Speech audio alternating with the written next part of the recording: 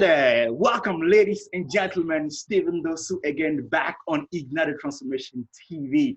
I'm an inspirational speaker, transformational coach, co-founder of Leadership University, and founder of Self-Force Catalyst, a platform designed to teach and coach people about leadership, sales skills, and other self-development topics. And as you may know, a few weeks back, I've started Ignited Transformation TV, which was inspired from the Ignited Transformation Summit. The summit which gathered 7 great speakers from all around the world, which taught us about the 7 most predominant areas in which we can improve our lives.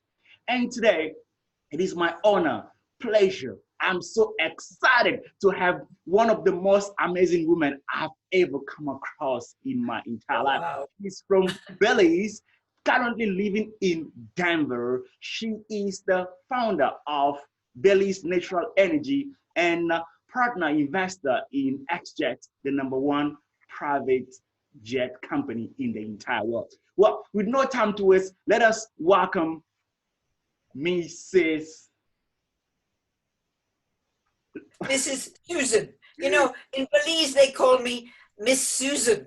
That's it's a term of endearment, actually. Okay. And so I would love you to just call me Susan. Okay, great. All right. Okay, cool. All right, great. So with no time to waste, ladies and gentlemen, let us welcome Miss Susan. Hi, Susan. How you doing? Hi, you Stephen. It's an honor to be on board with you, very much so. And I hope the viewers on the television can see your red couch, because it is a splash. It sets the stage, the platform for you very nicely.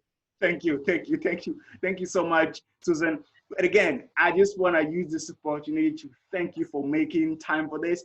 I mean, I know our time zone is it's like 14 hours between us, but we managed to, make a plan and make it happen. So thank you again, Susan, for, making some time in your very much busy calendar to actually share with us some wisdom today. It's my pleasure. And Stephen, I know the viewers missed a magical moment, because my daughter, who is now 26, wow, when she was probably about 9 years old, studied Togo. Yeah. And Togo is a small country in Africa, yeah, which she picked, and where you're originally from. And I just think you're the first person I've ever met from Togo, and you're the first person she has ever met from Togo. And wow, so my daughter and my granddaughter came in and met Stephen. So we sort of joined and transcended time. I loved it. Definitely, yeah, definitely. It's almost like the past 15 years have just been packed in 1 second, right? Yeah, Exactly. just like that. Now, awesome. Exactly. Susan, look, I know people are dying right now to actually hear who you are, where you're from. I mean, I've read your bio, but tell us a little bit about yourself. What are your convictions? What ignites that fire in you, and who you are, where you're from, and where are you going? What an opportunity. Well, I was born in Belfast, Northern Ireland, which is probably most famous for a sort of a civil war, the Troubles it was called, where prejudice, and it was religious prejudice, Catholic versus Protestant. But I could never understand it, because I didn't think God wanted fighting for any of us, let alone division. So as a small child, I not only could I not figure it out, but we were lucky enough. My mum was from a Catholic background and my father was from more Protestant. And so they chose to send us to Sunday school. So we got all those great stories, the magical stories, but not the dogma of which church was which. So I actually think that was a gift from God in itself, to know those stories about Jesus, but without having the, in essence, bigotry around a church difference. Mm-hmm. And then I went, we used to go out with Granny, and I'm a granny now myself, Okay. with Granny and the family, and go on picnics. And they were just, like little banana sandwiches and things like that. But I would play on the rocks, and I was just fascinated by nature. I think about the way, I think a lot of us have that in us, but it seemed to be part of my path, seemed to be to nurture that. And here, didn't I find the word geologist was someone who studied rocks for a real job? I thought, well, that sounds wonderful. But anyway, to cut a bit of a long story short, I went down to Trinity University in Dublin and studied geology, studied natural science with a major in geology.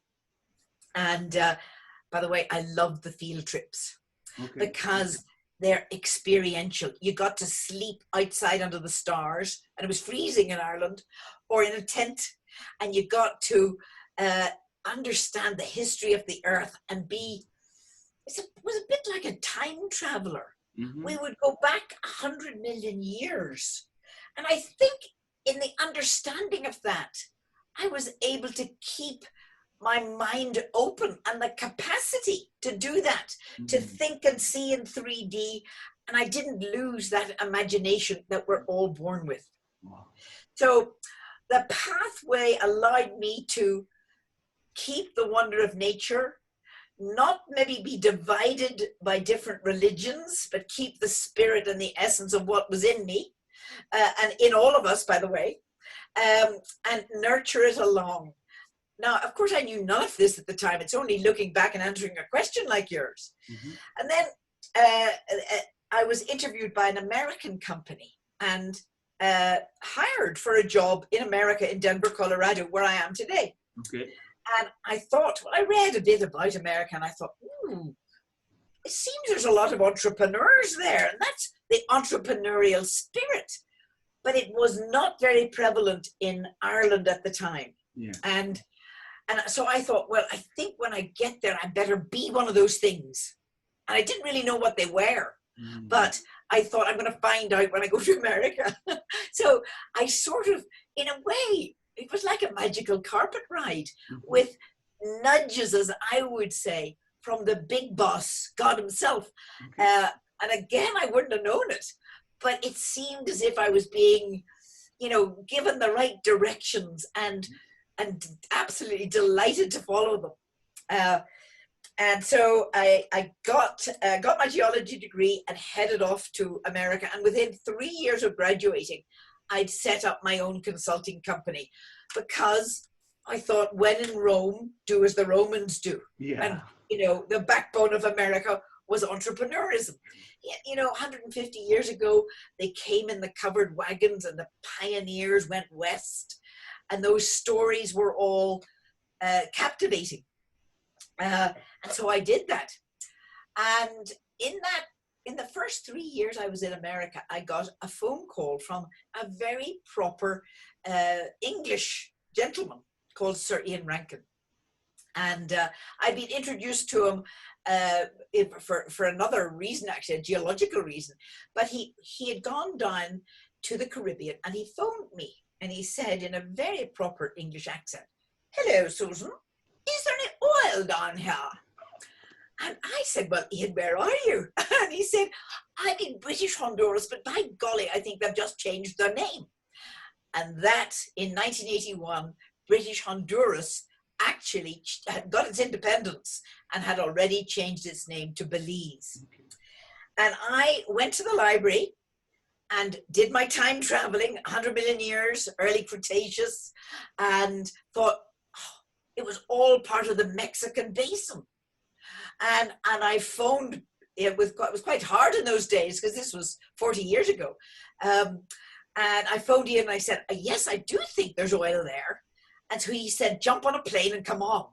So I jumped on a plane. I was not married. I was footloose and fancy free and ready for adventure. And I think that's a key.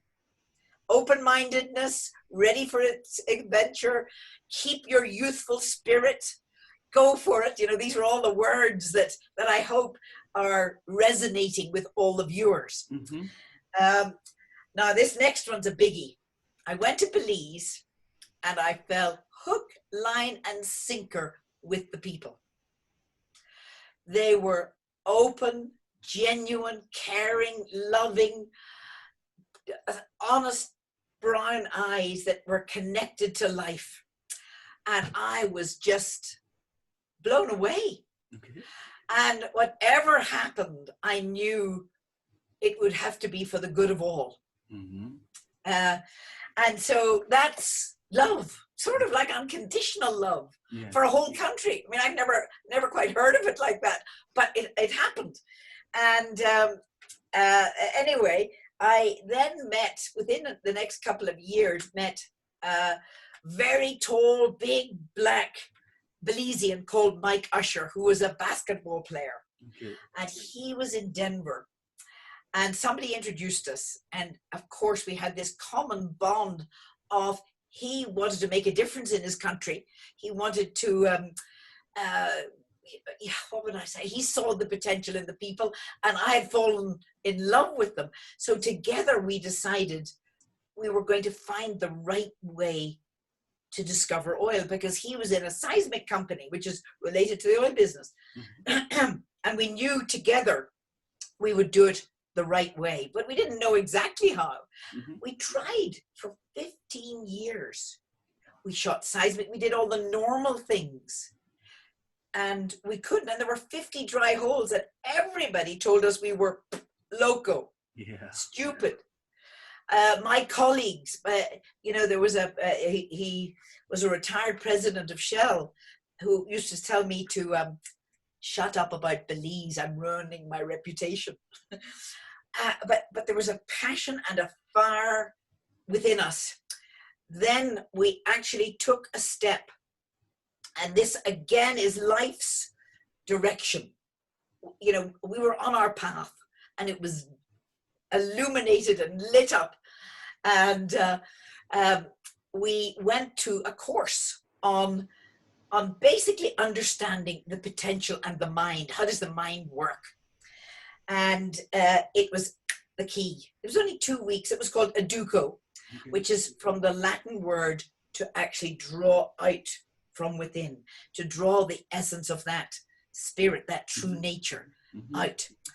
And we realized, because we also had the building blocks of a clear, invincible vision, and we knew that there was no room for doubt.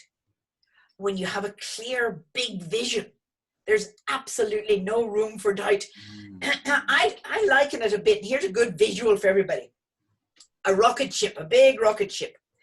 And it's tied down, you know, with those buttresses all around when you see it at Cape Kennedy or wherever. Yeah. And the energy's building up. It's like that.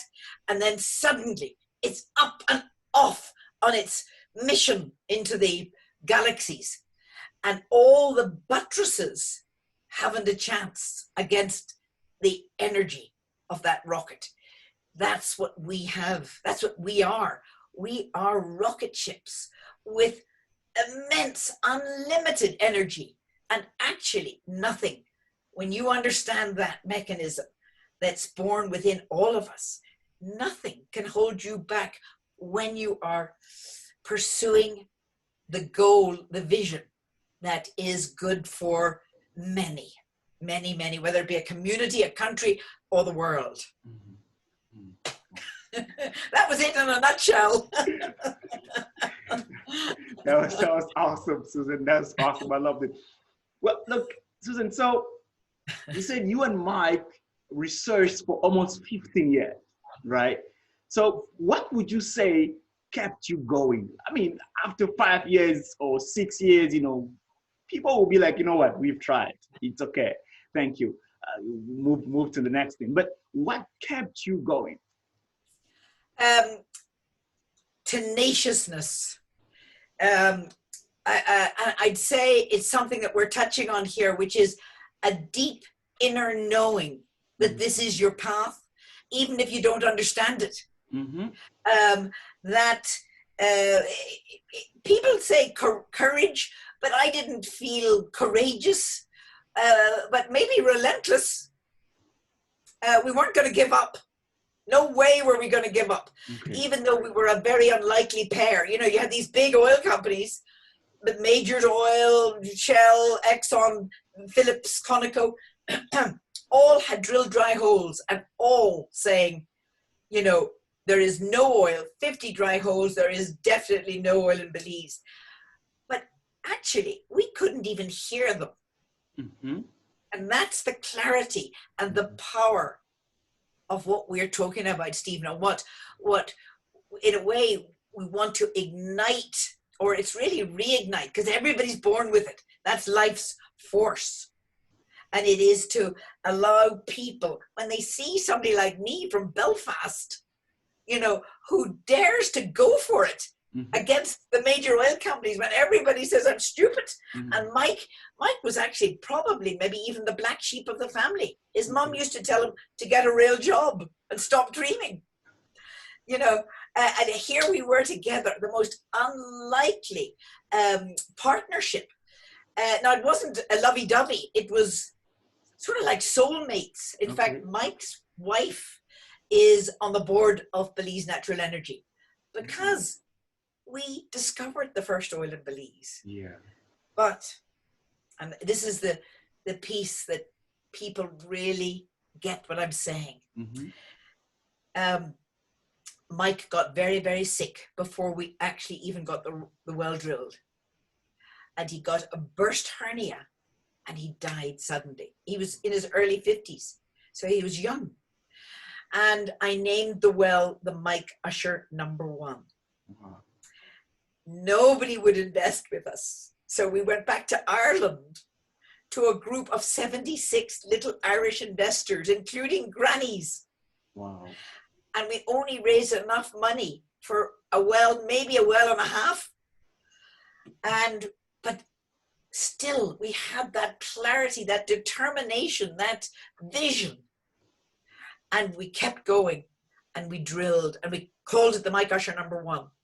And on the exact day of Mike's death, the 24th of June, 1 year later, the 24th of June, 2005, we hit the first oil in Belize. Wow. Nobody could believe it. Even that president of Shell grabbed his desk and said, this is about something bigger than us. And I think that's why the gift has been bestowed on me to have such an amazing result that shines so bright that it is a beacon for industry, for country leaders. We've had 15 country leaders, ambassadors, just last December, visiting BNE to understand this model because it is for and with the people of Belize. Wow. And we've been the #1 revenue generator for the last 10 years. Wow. Stephen, there's something more important though. Yeah. It's called, we call it in BNE, the oil within. Yeah. It's the treasure we're talking about within. So it's not drilling down through the earth, it's drilling down through our being to that energy, that what we're liking it to rocket fuel and releasing that treasure. And that's what we won a huge global award for. Wow. We won the Get Energy Global Award in Education for the educational system, that's a DUCO, at the core of our company, which is now spreading out around the country to the chief of police, reducing crime by 52%, coming back from the seminar because he wanted to understand the mindset of a criminal to prevent it happening. And he reduced crime by 52% in the capital of Belize. Entrepreneurs, young entrepreneurs have gone to the course and are sharing with local people that spirit that we're talking about today, that spirit that's in everybody, so that it's alive and well and growing. Amazing, Susan. So, Susan, I mean, when you tell the story about the well, Mike Usher #1, and as well as the persistence, I read in between the lines, a certain faith. And you say that having no doubt, being fully convinced that something is there, regardless of what is the noise around you, right? So Yes. what would you say? I mean, let me actually put it this way. First of all, would you say that, you are a person with an unbelievable amount of faith in you? And if yes, what do you think, nurtures that faith on a daily basis? Hmm. I would say it might even be more than faith. Okay, right. Certainty, Certainty. trust, total trust, uh, um, and with results, and they're a big, big, giant one for the world to see, like the oil, of course, is a gigantic gift to Belize, to ourselves, and is part of life's beacon for others to know. Mm-hmm. And so that's what's so powerful about this TV broadcast, Mm-hmm. because in a way it's allowing the very thing you want to get out and I want to get out, which is the essence and spirit Mm-hmm. and capacity Mm-hmm. of humanity, Mm-hmm. which has been held back. It's been held back by doubts, by a mechanism that I think is missing in our education, which Mm-hmm. is how is our unconscious, our subconscious imprinted as we grow up in an environment. Mm-hmm. And, I mean, for instance, the poverty mindset Yeah. can more easily Yeah. be blasted past than the entitlement mindset. Yes. You know what I mean by that? Yes, I know what you mean. Exactly. Exactly. Yeah. But there's layers of mindsets that build up on that. It's like a sensitive plate, and it starts when you're children. I remember I was giving a talk at a university, and this young man came up to me and he said his grandfather was an investment banker. He was an investment banker. I mean, his father was an investment banker, and he was in the track to be one. And he was so upset. He didn't know how to get out of the track. It was as if he had been programmed to be an investment banker. Yeah. And that's exactly what happens.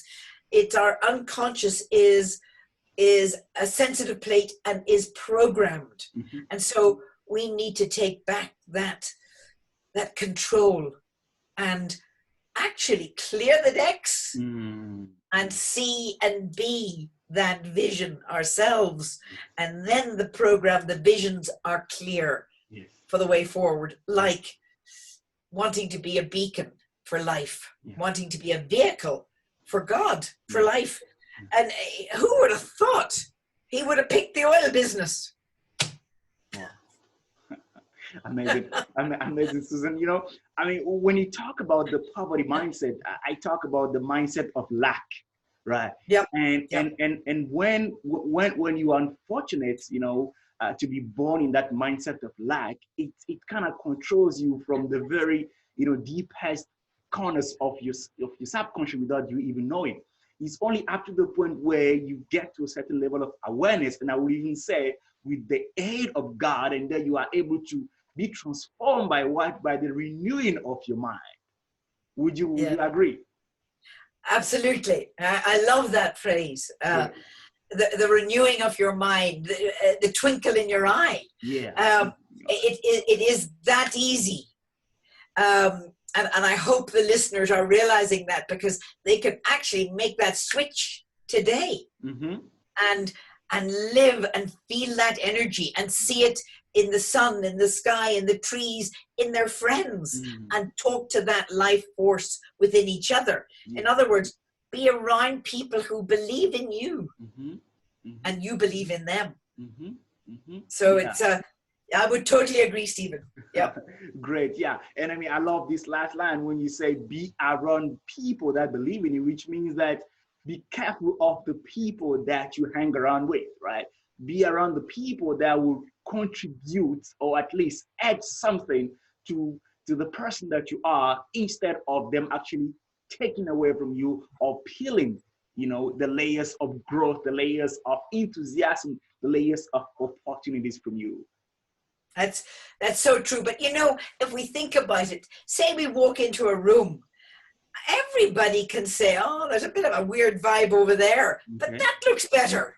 You know, we've got these capacities. It's recognizing them, enhancing them, working with them, learning more, and then being the change.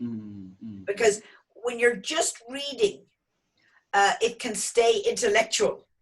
It's got to be experiential and actual. And that's when the results come. Yeah, awesome. Susan, I mean, when you're speaking, right? You have a very, should I say, broad vision. Usually, people at your level would just, think about themselves and their families and their future generation. That's it. But you've got a, very clear vision as to how you want to impact people, how you want to help people grow beyond and above that mindset of lack, right? So would you mind, sharing with us a little bit what that vision is? I know I asked you earlier, and you said in very few words that my vision is clear. So please, if you don't mind, share with us how clear is that vision and what it is. It's fascinating because actually, Stephen, I believe we're all born with the clarity of vision for each other. And I love this phrase, we're all cells in the body of God. Wow. We have our individualness like a cell, but we are intrinsically together and working together in a movement, almost like a cellular movement.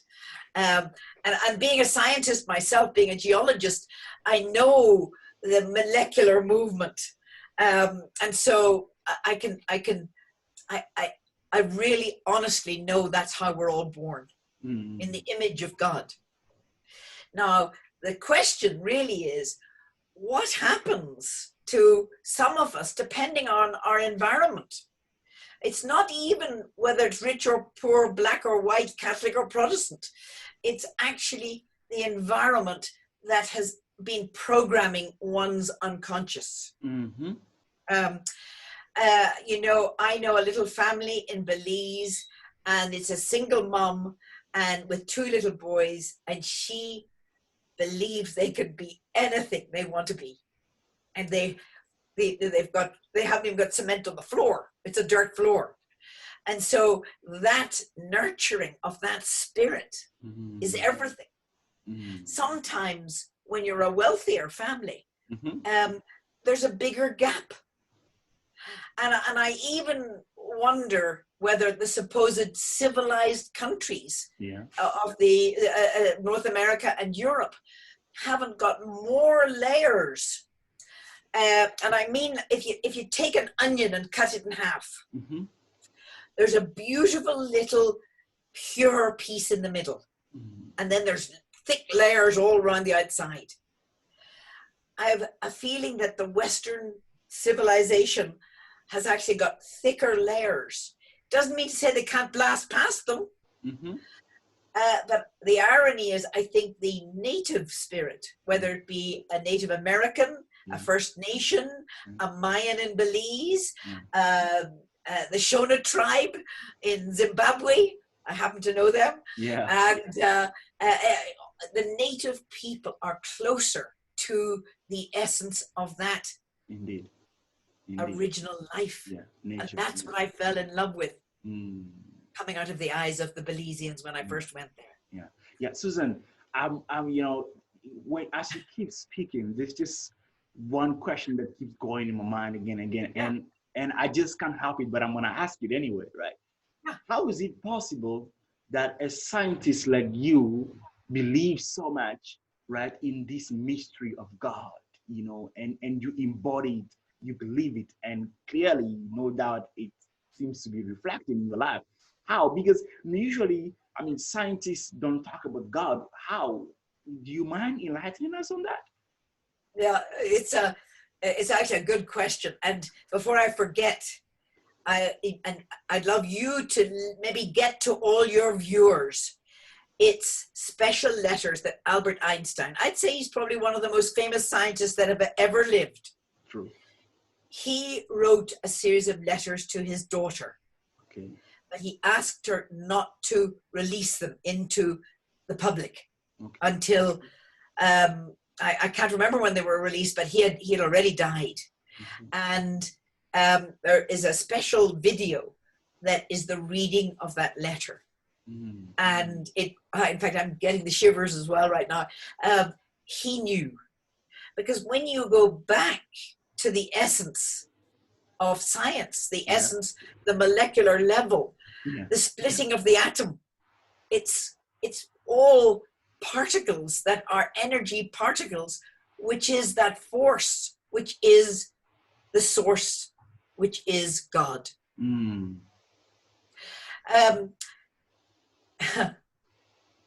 We're talking, by the way, not in the terms of, let's just say, the level that many people are at. We're actually talking outside the known. Okay. We're in the unknown here. All right. But it's not really unknown. Okay. So don't let the word put any of the viewers off, because actually, when you go out there, which is by going in there, by the way, when you go into the unknown, which is the journey of all journeys, which is within, to allow that spirit to line up with your conscious mind and your unconscious mind. And that is the rocket fuel. That opening of that door allows you to have such faith, such trust, such certainty, because it is, absolutely is. And you know without a shadow of doubt. Yes, I've got results, and results for a whole country is transforming. Sure. Belize.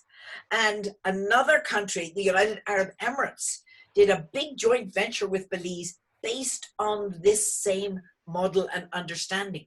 And we signed at the United Nations in October 2015. And in fact, the group of us were up on the big New York, big screen. So there's an awful lot of credibility and momentum that's already occurring. You and I are chatting about the individual, because it all starts with the steps within, because we are responsible for what's without, and our thoughts are happening. Where we put our energy is what happens.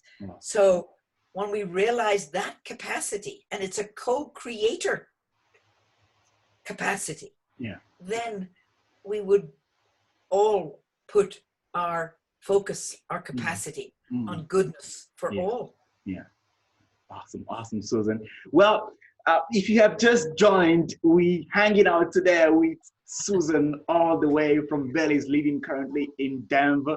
She is the founder of Belize Natural Energy and investing partner of XJet, one of the best private jet company in the entire world. And today she's sharing with us the journey of how she went from just being a young woman in America with the dream of being an entrepreneur to becoming one of the main founders of one of the biggest natural energy company as well as private jet company in the entire world. And I must say that these lessons so far are giving me goosebumps and giving me an immense wisdom. Well, welcome back again. My name is Stephen Dossou. Susan, well, you're talking about certainty, right? Believing in yourself and mostly in God, having no fear, having no self-doubt of capabilities or capacities that, we are created or we are born with. Being able to go ahead full force towards the things that you believe in, not letting anything or anyone at all stop you. And you and Mike are the living example of those principles. So, Susan, what would you then tell the youth today? Because look, let's face it, right? Around us today, there is so much information. We don't know what to go for, what not to go for. And we kind of, I believe, drown, right, in this ocean of information, which creates in many people out there a certain level of doubt, of fear, of low self-esteem, of them not believing that they could actually stand up and create a world for themselves. They could actually stand up and what? Achieve their dreams or purpose that is imprinted within them. So, you know, having achieved the thing that you have achieved, that you're talking about, what would you say, right, are the keys that any young man today or woman that is watching this out there can take and run with, and that can at least, you know, give them, you know, a good chance of them being able to achieve their dreams, or let alone unleash their potential? Mm-hmm. Unleash their potential is a key one, because it shows it's already in there. Mm-hmm. Because you can't unleash it unless it's there. Exactly. So it actually unfolds because you're born with it. So it's uncovering it, unleashing it. And that's critical, because I think every single listener will have had a sense of their own possibility, will have remembered certain times when it might be a story that a grandmother told. It might be a movie. Like, for instance, just you originally being from Africa, one movie that really moved me was Invictus, about Nelson Mandela. Yeah. And how he came out of that tiny jail cell with a clear vision. Yeah. And even his family were, let's just say, couldn't quite understand why he appeared to be fixated on the rugby match. But he had the vision, and he trusted the signs that God was giving him, the pathway. Even his party couldn't understand why he was talking to the captain of the rugby team. Yeah. But he kept his path.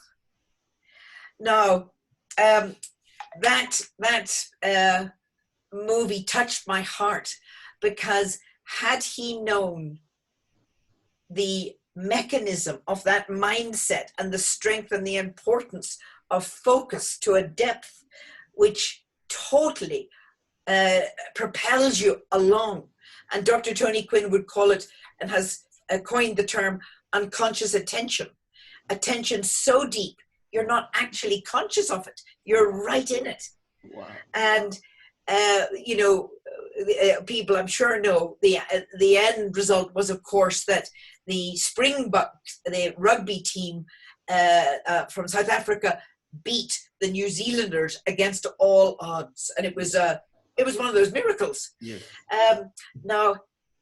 Now, had that mechanism of the unfolding of the mindset that Nelson Mandela actually utilized, been readily available in, let's say, all schools, well, then I think the whole planet would have moved on.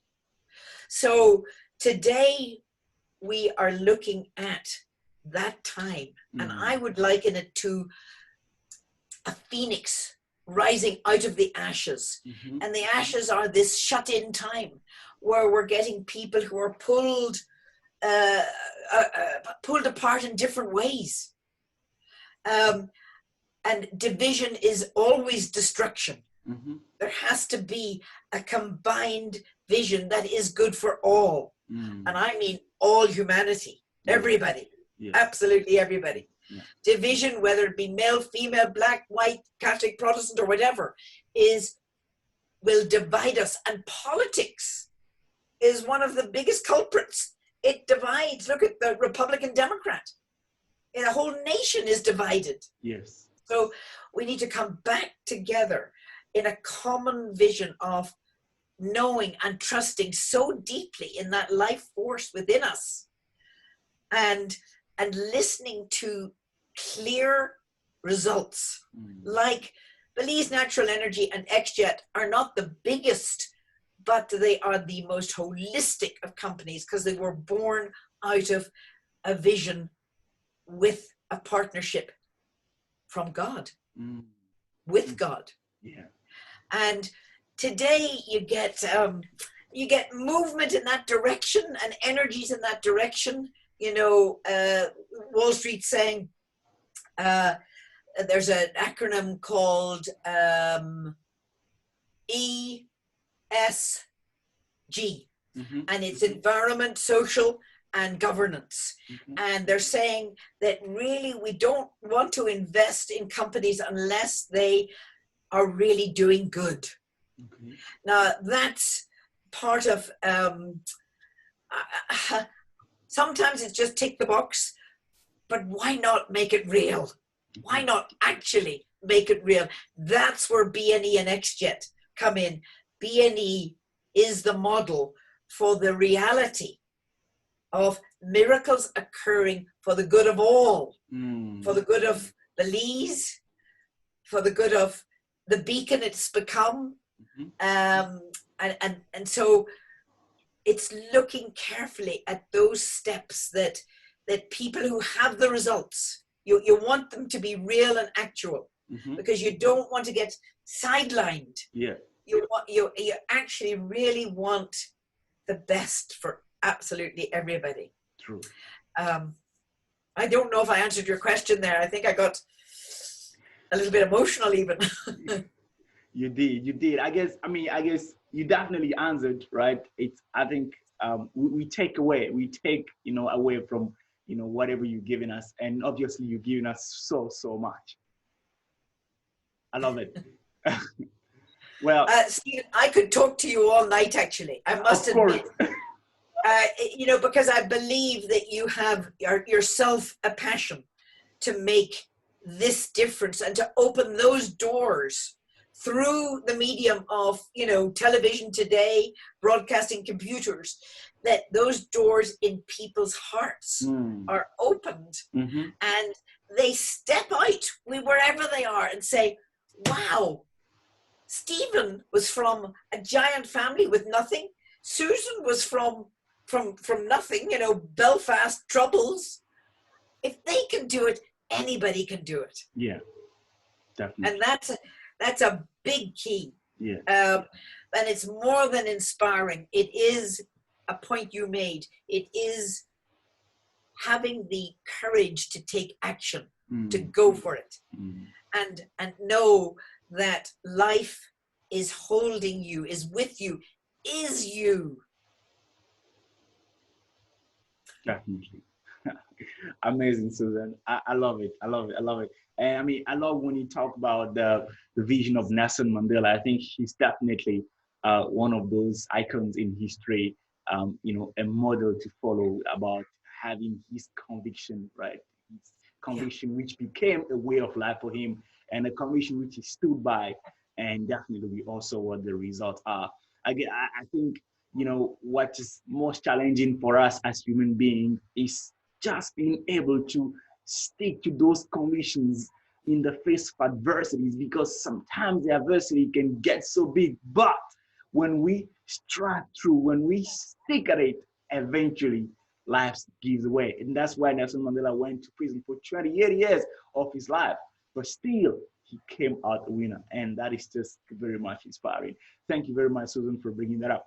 Susan, we're gonna wrap up now, okay? But what are your last words to all the viewers out there, to the dreamers out there, to the people that they are listening again and again, but they are just frozen to take a little bit of action for them to go towards what they want? What would be your last words to those people?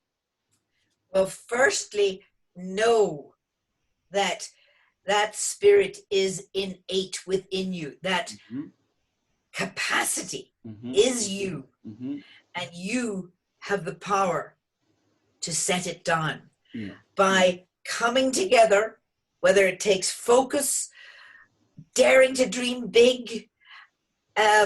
There's a number of different ways to bring that passion forwards that blasts past doubts.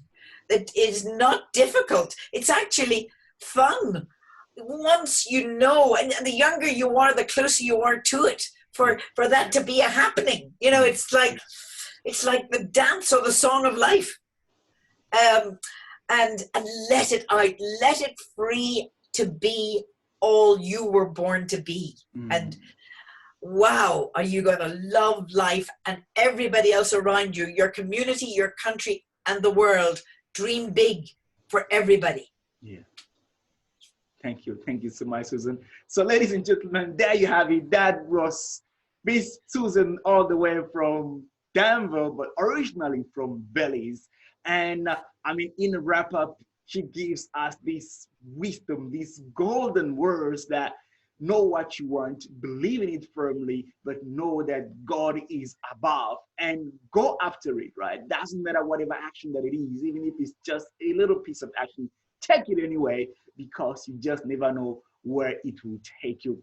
Thank you very much again, Susan, for giving us this opportunity to learn very much from you today. Personally, I am excited, I am overjoyful, and I'm sure my mom watching as well, all the way from Togo. My mom's name is Victoria. When I talk to you, Susan, you remind me of her fire. She's also very enthusiastic and very energetic person who has, enjoyed many things in life, but always continuously being positive. So hi, mom, if you're watching me, I'm hanging out with Susan today, all the way from Belize. She is... Hi, Stephen's mom. Susan is Thank the you. founder and chairperson of Belize Natural Energy and investing partner of XJet, the #1 private jet company in the entire world. Susan was a dreamer, right? She was she's still a deal maker anyway, and she was a dreamer. She was a young woman that, heard the word entrepreneur and, was like, you know what, I'm gonna go after this anyway. And she went to America, and the journey took her back to Denver, where she collaborated with Mike Asher and eventually discovered one of the best, if not the best, natural resource of Belize, which is today blowing the country's economy. And I'm sure the people of Belize thank you very much, Susan, for sticking at it, for believing in it, regardless of the times when everyone around you told you that, forget you are a dreamer. Forget it, that you are being utopic. But guess what? You stuck at it, and with God's faith and God's persistence, that spirit, the lion spirit in you, you eventually made it. Thank you so much, Susan, for this lovely time that you've awarded us today.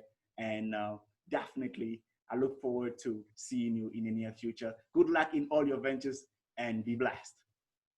Thank you, Stephen. And remember, it's the oil within. It's the treasure within. The treasure within. Bye-bye. Lovely. Bye-bye.